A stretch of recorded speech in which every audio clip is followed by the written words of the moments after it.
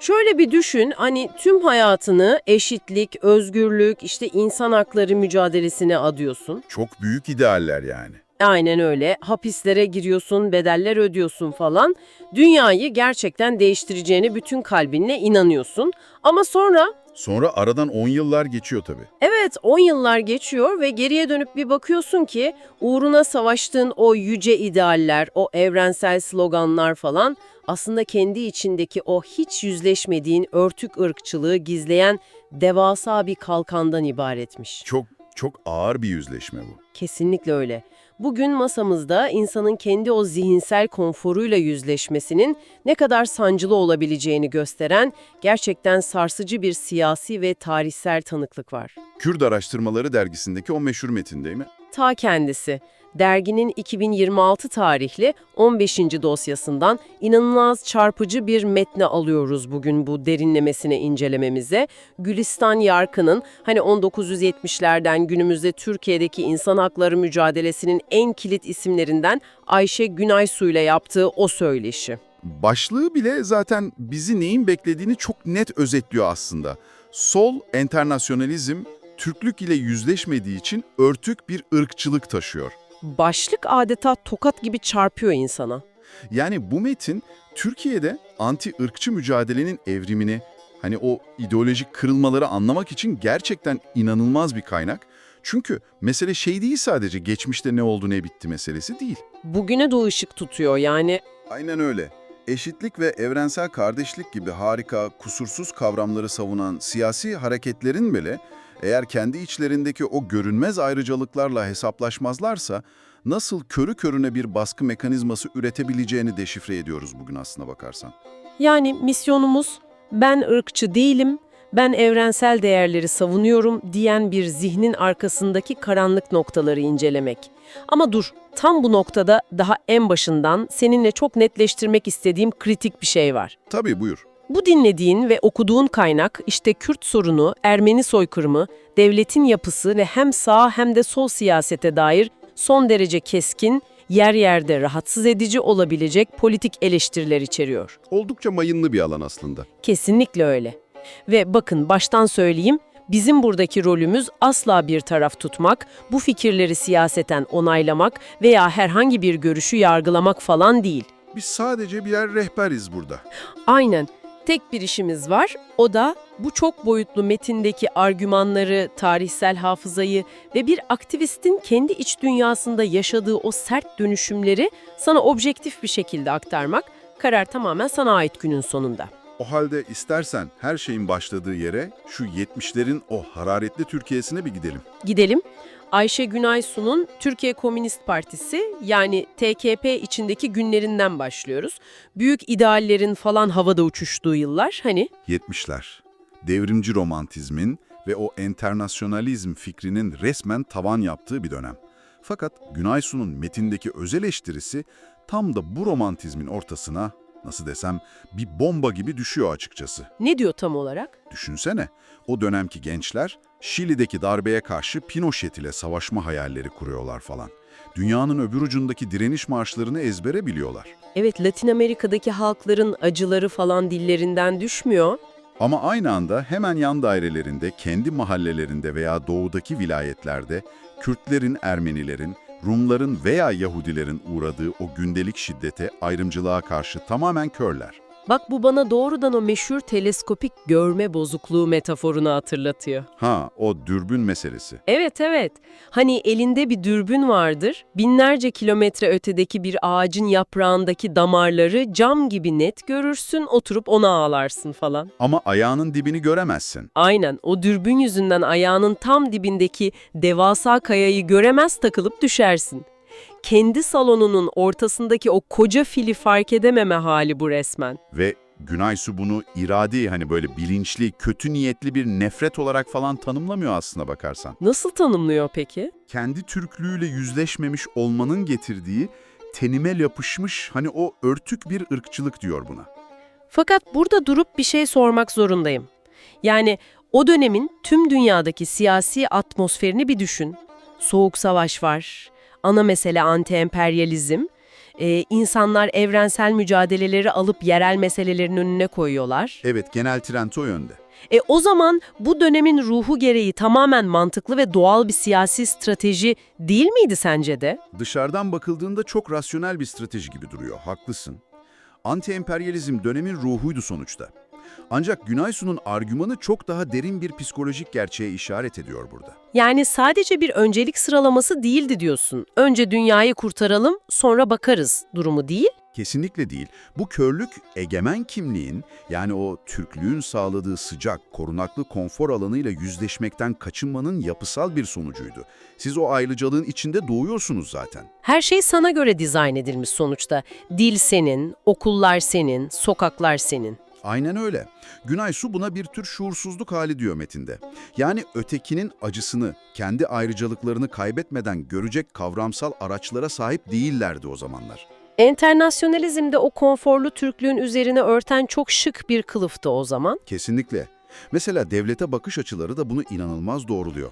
O yıllarda sol hareketler MHP'yi faşist ve devletin sokaktaki silahlı gücü olarak kodluyor falan, onlarla savaşıyorlar. Buraya kadar bildiğimiz tarih zaten. Ama metindeki asıl can alıcı detay şu, bütün o sokak çatışmalarına rağmen solcuların aslında devlet kavramının bizzat kendisiyle köklü bir sorunu yoktu. Gerçekten mi? Devleti karşılarına almamışlar mıydı yani? Hayır, devleti kendi kurdukları, sahip oldukları bir mekanizma olarak görüyorlardı. Sadece devlet yanlış ve kötü insanların eline geçmişti. Sorun buydu onlara göre. Vay canına, bak bu çok ilginç bir detay. Düşün, Nazım Hikmet'in Kuvayi Milliye Destanı kantinlerde elden ele gezen, ezberlenen kutsal bir metindi. O destanın merkezindeki Türk üstünlükçülüğü zerre sorgulanmıyordu çünkü suyun içindeki balık suyu fark edemez. Harika bir benzetme bu. Balık suyu fark edemez ta ki o su aniden çekilene kadar, değil mi? İşte o körlüğün, o camın kırıldığı yer 1980 askeri darbesi ve onun yarattığı o muazzam travma oluyor. Darbe sonrası cezaevlerindeki vahşet, işkenceler ve ardından İnsan Hakları Derneği'nin yani İHD'nin kurulması. Ayşe Günaysu'nun kendi kırılması da burada başlıyor sanırım. Evet, EKP'nin o tartışmaya kapalı, şeffaflıktan uzak yapısından kopuyor. İHD'de bambaşka bir dünyayla tanışıyor. Kürt hareketiyle, feminist kadınlarla falan yolları kesişiyor. Yeni karşılaşmalar zihnindeki o duvarları yıkıyor yani. Aynen. Ve 94 yılına geldiğimizde artık işin rengi tamamen değişiyor. Dokunma kampanyası, arkadaşıma dokunma. Metin bu kampanyanın doğrudan ırkçılık kelimesini bu kadar cesurca kullanan ilk hareket olduğunu vurguluyor. Kesinlikle çok radikal bir çıkış o dönem için. Broşürlerine yazdıkları bir cümle var. Hani insanın suratına tokat gibi çarpıyor açıkçası. Diyorlar ki ırkçılık ne Güney Afrika'daki kadar uzak ne de sadece siyah ve beyazdır. Ne mutlu Türk'üm diyene sözünden rahatsız olmuyorsak ırkçılık içimizde. Yani apartheid rejimini kınamak kolaydır. Asıl kendi cüzdanındaki ırkçılıkla yüzleşebiliyor musun diye soruyorlar topluma. Ve sadece sormakla kalmıyorlar. Doğrudan ana akım Türk toplumunu, kendi mahallelerini sarsmak için Cumhuriyet Gazetesi'ne tam sayfa bir ilan veriyorlar. Nüfus cüzdanımızın bize sağladığı ayrıcalıklardan utanç duyuyoruz diyerek hem de. Hedef kitleleri çok net aslında. Ama gel gör ki ortada muazzam ve ürkütücü bir ironi var aslına bakarsan. O ilanı veriyorlar ve sonuç ne? Koskoca bir hiç. Derin bir sessizlik. Ana akım sol ve devasa medya kuruluşları tamamen sağır kalıyor bu sese. Ve daha da acısı bu ekip doğuda gerçekten neler yaşandığını öğrenebilmek için gidip Özgür Gündem gibi Kürt medyasına muhtaç kalıyor. Kendi mahallen sağır olunca gerçeği öğrenmek için ötekinin sesine sığınıyorsun. Aynen öyle bir paradoks. Peki sence bu sessizliğin sebebi neydi? Yani ana akım sol sadece askerden, devletten korktuğu için mi susuyordu? Yoksa o bahsettiğimiz şuursuzluk mu yatıyordu işin altında? Metinde Günaysu'nun buna verdiği cevap gerçekten üzerinde durulması gereken bir şey.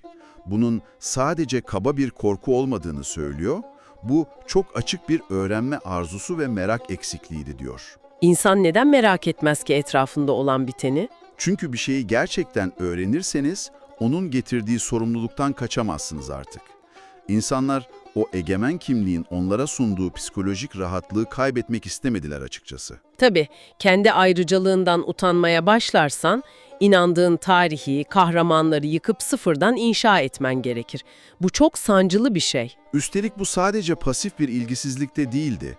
Bu kaçışa çok kullanışlı entelektüel bir teorik kılıf da uydurmuşlardı. Ha, o meşhur kurtarıcı argüman. Siz sınıf siyasetini bölüyorsunuz falan diyerek suçluyorlar, değil mi? Aynen öyle. Siz burjuvazinin icadı olan kimlik siyaseti yapıyorsunuz diye dışlıyorlar İHD'yi. Bu argümanın mantığını hepimiz biliriz aslına bakarsan.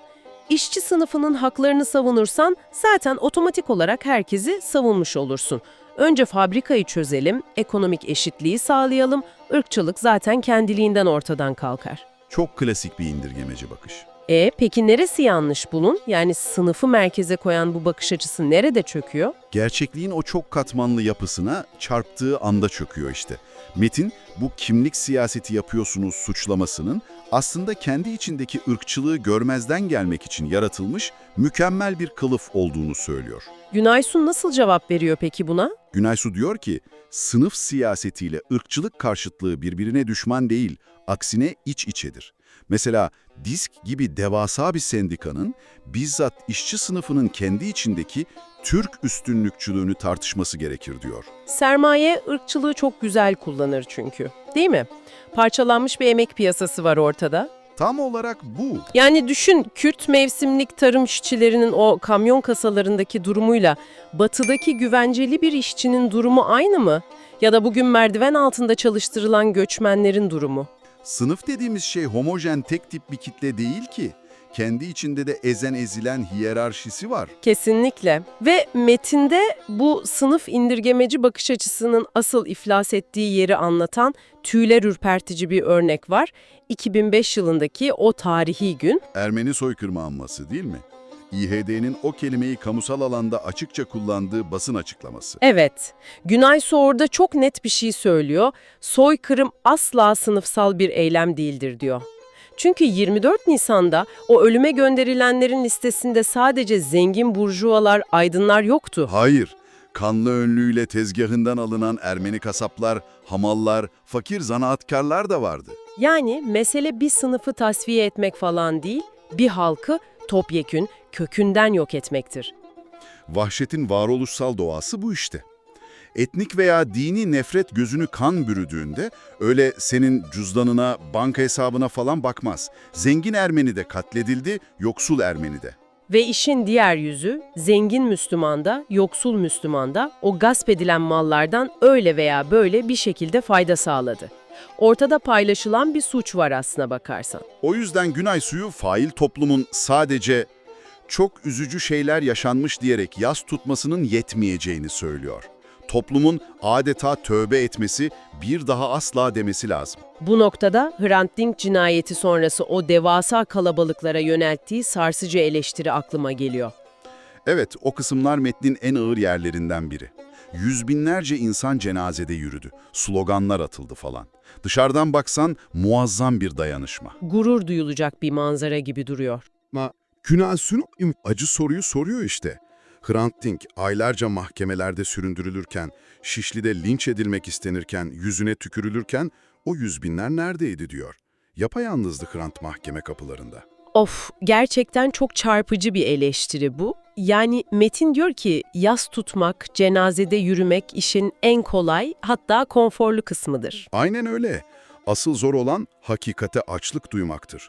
Agos okumaktır, Taner Akçam'ın belgelerini incelemektir. Sadece Ermeni meselesinde değil, diğer olaylarda da bu teorik körlüğü görüyoruz metinde. Mesela 1996 yılındaki 6-7 Eylül pogromu sergisinde yaşananlar. O sergide yaşananlar tam bir akıl tutulması zaten. Entelektüel savunma mekanizmalarının nasıl çalıştığına dair resmen ders niteliğinde bir olay. Sergide 1955 yılındaki o vahşi yıkımın fotoğrafları var. Rumlara, Yahudilere yapılanlar ortada. Açılışa solcu bir tarihçi davet ediliyor ve kürsüye çıkıp ne diyor biliyor musun? Ne diyor? Bu olaylar aslında halkın içindeki servet düşmanlığından, zenginlere olan sınıfsal öfkeden kaynaklandı diyor. Günaysu o an resmen çileden çıkıyor. Çıkmakta çok haklı çünkü duvardaki fotoğraflarda sadece kırılan mağaza camları yok ki. Kırılan kilise çanları var. Evet, tahrip edilen, kazılıp içinden kemiklerin çıkarıldığı azınlık mezarları var hani. Düşünsene, öfkelendiğin bir zenginin mezarını kazıp kemiklerini parçalar mısın sen? Akıl alır gibi değil gerçekten. Peki bir aydın, koca bir tarihçi nasıl olur da bu apaçık etnik nefreti alıp ekonomik öfke diye pazarlamaya çalışır? Bu sence toplumun o vahşi ırkçılığıyla yüzleşmekten kaçmak için uydurduğu psikolojik bir yalan mıydı? Kaynağımız tam olarak bunu söylüyor işte. Bu korkunç bir gerçekle yüzleşmektense o gerçeği alıp kendi o rahat ideolojik şablonuna uydurma çabasıdır. Yani komşusunun, bakkalının sadece etnik kimliğinden dolayı katliam yapabileceğini kabul etmek istemiyor. Tabii ki istemiyor. Bu toplumun genetiğinde devasa bir sorun olduğunu kabul etmektir çünkü. Ama o şiddeti yoksul halkın sisteme isyanı diye ambalajlarsan, Marksist teoriye de uygun, çok daha katlanılabilir bir tablo yaratırsın. Ama bunu yaparken çok daha büyük bir günah işliyorsun aslına bakarsan. Kurlanların, yani o evleri yağmalanan Rumların, Yahudilerin hedef alınan asıl kimliklerini sansürlemiş oluyorsun. Ve fail, ırkçı bir saldırgan olmaktan çıkıp yöntemini şaşırmış bir yoksula dönüşüyor. Sorumluluk tamamen siliniyor. İnanılmaz bir saptırma bu ve Metin bu kimliği yok sayma eğiliminin günümüzde aldığı en karanlık formlardan birine, antisemitizme de değiniyor. Evet, antisemitizmi doğrudan ırkçılığın alfabesi, ABC'si olarak tanımlıyor Günaysu. Neden peki? Çünkü zaman, mekan veya sınır tanımıyor, değil mi? Aynen öyle. Orta Çağ'da veba çıkar, su kuyularını zehirlediler diye Yahudilerden bilirler. Bugün finansal kriz olur, arka planda yine o karanlık lobi yalanları döner. 2017 yılında Alperen Ocakları'nın Neve Shalom Sinagogu'na yaptığı saldırıyı anlatıyor mesela. O mahkeme sürecinde Yahudi toplumunun sivil toplum tarafından nasıl yapayalnız bırakıldığını acı acı resmediyor. Sadece o da değil. Antisemitizmin günümüzde nasıl kılık değiştirdiği meselesi de var. İsrail eleştirisi maskesi altında doğrudan saf Yahudi düşmanlığı yapıldığını söylüyor. İş o noktaya varıyor ki, Orta Doğu'da sivilleri, çocukları doğrudan hedef alan cihatçı grupların eylemleri bile sırf emperyalizmin müttefikine saldırıyorlar diye sol kesimler tarafından bir anda anti-emperyalist direniş ilan edilebiliyor. Gerçekten inanılmaz bir körlük sarmalı. Saldırganın ne kadar kadın düşmanı veya karanlık olduğuna bakılmıyor bile. Şimdi istersen tüm bu konuştuklarımızı toplayıp dosyadaki çok kritik bir viraja girelim. Tabii, en can alıcı noktaya geliyoruz sanırım. Aynen. Eğer çoğunluğun enternasyonalizmi ve o çok güvendiği sınıf mücadelesi bile içinde böyle sinsi bir ırkçılık barındırabiliyorsa, bu durum azınlıkların geliştirdiği milliyetçiliğe nasıl bir meşruiyet kazandırır? Reportajı yapan Gülistan Yarkın'ın burada çok sağlam bir teorik tespiti var. Ne diyor orada?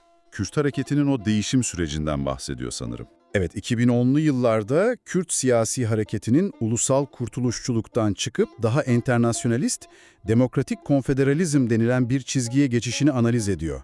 Ve diyor ki, elinde devleti olan, sınırları belli egemen Türklerin enternasyonalizmiyle, sömürge altında yaşayan, dili yasaklanan Kürtlerin enternasyonalizmi aynı kefeye konulamaz. Çok haklı bir ayrım bu siyaset bilimi açısından. Günaysu da buna katılıyor ve çok cesur bir adım atarak mevcut şartlar altında Kürt milliyetçiliğini savunuyor metinde. Bir Kürdün milliyetçi olmasının tamamen meşru olduğunu söylüyor, değil mi? Çünkü onun tanımında bu, Türkiye Türklerindir diyen, ötekini dışlayan ve asimile eden bir milliyetçilik değil. Bu, devletin o devasa gücü karşısında sadece var olabilme, hayatta kalma çabası. Şeytanın avukatlığını yapayım yine burada. Milliyetçilik dediğimiz kavram, doğası gereği ne kadar savunmacı başlarsa başlasın, er ya da geç sınırları çizen, bir biz ve onlar ayrımı yapan, dışlayıcı bir zehir değil midir günün sonunda? Milliyetçiliğin teorik doğasına dair çok haklı bir şüphe bu aslında. Ancak kaynak metnimiz burada çok keskin bir çizgi çekiyor. Egemen ulus milliyetçiliği ile ezilen ulus milliyetçiliğini net bir şekilde birbirinden ayırıyor. Nasıl bir ayrım bu? Egemen ulus milliyetçiliği, elindeki devlet aygıtını, polisi, okulu kullanarak kendinden olmayanı yok etmeye çalışır. Bu düpedüz ırkçılıktır zaten. Ancak ezilen ulus milliyetçiliği bu devasa asimilasyon makinesine karşı geliştirilen kolektif bir savunma kalkanıdır. Kültürel bir refleks diyorsun yani. Aynen. Eşitlenene kadar bu milliyetçiliğin yaşamsal bir gereklilik olduğunu savunuyor Metin. İkisini aynı sepete koyamayız diyor. Anladım. Peki Tüm bu teorik ve tarihsel tartışmaları alıp günümüz Türkiye'sine nasıl bağlayacağız? Burada dosyanın editörünün o muazzam fırın benzetmesine gelmek istiyorum. O metafor gerçekten olağanüstü. Editör diyor ki, Türkiye'de ırkçılık eğer bir sektöre benzetilseydi kesinlikle fırıncılık sektörü olurdu. Neden fırın? Çünkü 7/24 hiç durmadan dumanı tüter tüte sıcak ekmek çıkaran bir fırın bu. Sürekli işleyen bir mekanizma. Hafta sonu tribünlerden yükselen ırkçı küfürler, elit burjuvazinin anlattığı o cinsiyetçi fıkralar falan. Bu fırın gece gündüz çalışıyor, o zehirli ekmek her saat bu topluma servis ediliyor resmen. Ve işin en vahim tarafı da ne biliyor musun? Toplumun inanılmaz geniş bir kesimi sağcısıyla solcusuyla o ekmeği afiyetle yiyor. Onunla besleniyorlar. Ayşe Günaysu'nun yarım asırlık tanıklığı da bize bunu gösteriyor aslında. Irkçılık sadece sokakta göçmen kovalayan öfkeli kalabalıklarda yaşamıyor. Kesinlikle. Enternasyonalist solun sessizliğinde, aydınların o şiddeti, ekonomik öfke diye aklamaya çalışan mazeretlerinde çok daha sinsi bir şekilde yaşamaya devam ediyor. 70'lerin o kör romantizminden, 90'lardaki o cesur kadınların uyanışına uzanan sarsıcı bir yüzleşme yolculuğuydu bu. Bütün bu incelemeden çıkardığımız en büyük ders şu galiba, asıl aydınlanma, insanın cebindeki o görünmez ayrıcalıklarla hesaplaşabilmesiyle başlıyor. Ve metnin son söz olarak bize bıraktığı o mesajı unutmamak lazım. Sadece üzülmek, mağdura acımak yetmez. Pasif eylemlerdir bunlar. Eğer anti-ırkçı olmak istiyorsanız, hakikati öğrenmeye aç olmanız ve ötekinin acısını gerçekten merak etmeniz gerekir. Merak etmek. Dinleyici, tam da bu noktada bütün bu tarihi tartışmayı senin kucağına bırakıyorum artık. Sana doğrudan cevabı sende olan bir sorum var.